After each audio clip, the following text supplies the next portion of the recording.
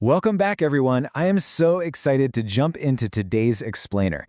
We're going to be tackling something super practical, everyday English vocabulary for the home. We'll be pulling specifically from Unit 12 to look at bedroom and bathroom essentials, all through the lens of Emma's daily routine. You know, whether you're rushing around in the morning or just winding down at night, having this vocabulary at the tip of your tongue is an absolute game changer for speaking with confidence. Okay, let's dive right into this. Here's our roadmap for today. We're going to cover 1. Waking up, 2. Exploring the bedroom, 3. Essentials in the bathroom, and finally, 4. Winding down. So, Section 1. Waking up. Let's get the day started. Think about a bedroom window right as the morning begins. It perfectly captures that exact setting where our morning routine and Emma's routine kicks off. The light starts streaming in, and either your biological clock or, let's be real, a very loud alarm clock tells you it's time to get moving. Now let's break down those chronological steps. First off, we have wake up. That's literally just the moment your eyes open. But notice step 2, get up. This is a huge distinction in English, right? Waking up is just opening your eyes, but getting up, that means finding the actual motivation to leave your cozy bed. Once you're finally up, step 3 is to have a shower, and step 4 is to get dressed. Visualizing these actions in order really helps your brain lock in the vocabulary. Let's zoom in on that final step for a second. Get dressed, the action of putting on clothes. Take the sentence, Emma is getting dressed. Here, we're using the present continuous tense. We add that ing to the verb to describe an action happening right this very second. So if you picture Emma standing by her wardrobe putting on her shirt right now, you can immediately see how this grammar brings the vocab to life. Moving right along, Section 2, exploring the bedroom. All right, let's look at your core furniture vocabulary. Obviously, you've got the bed. Then there's the wardrobe for hanging your clothes. You might also have a chest of drawers for folded stuff, a bedside table right next to where you sleep, and maybe a dressing table where you get ready. A pro tip when learning these? Give them some spatial context, just like Emma's room from Unit 12.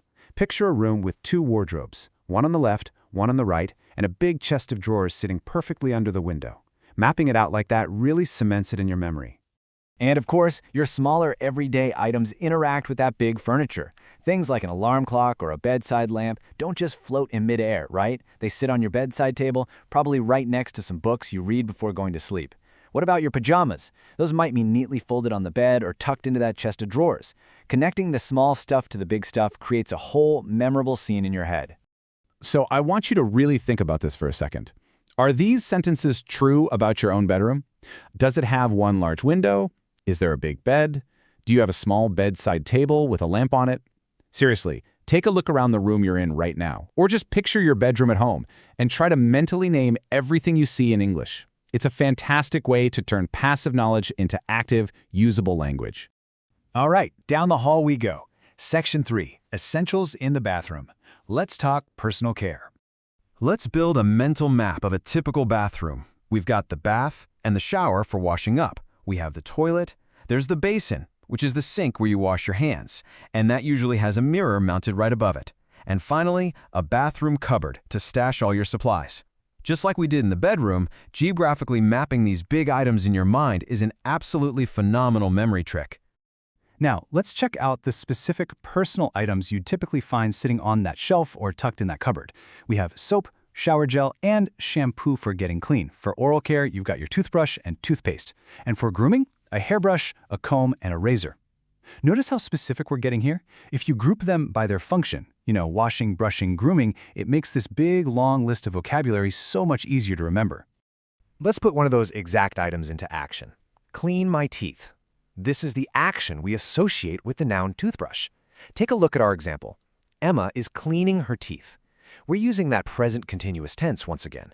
If you visualize Emma standing right there at the basin, toothbrush in hand, actively cleaning her teeth right now, it serves as a brilliant little memory anchor for both the noun and the verb. Time for a quick recall check. What is in your bathroom? After we finish up this explainer, I highly recommend grabbing a pen and actually writing these things down.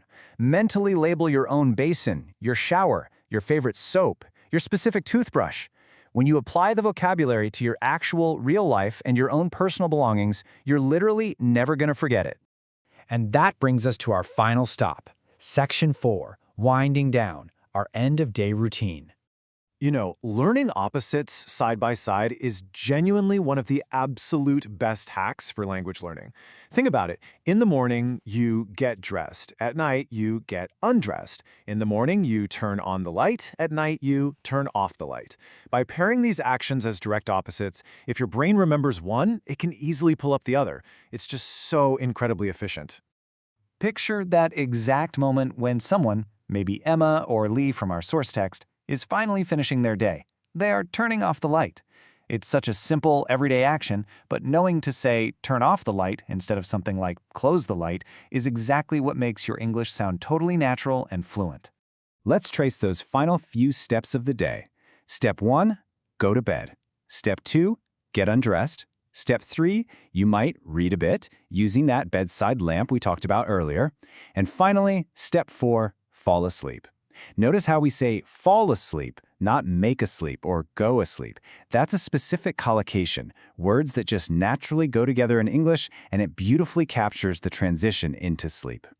So I'll leave you with a final question to ponder tonight. What time do you usually go to bed, and how are you going to describe your routine tomorrow? I challenge you to wake up tomorrow morning and actively use this vocabulary. Literally tell yourself, I am waking up, I am getting up, I'm turning on the light. Make your daily routine a daily practice of your English. Thanks so much for hanging out with me for this explainer. Keep practicing, keep visualizing, and I'll catch you next time.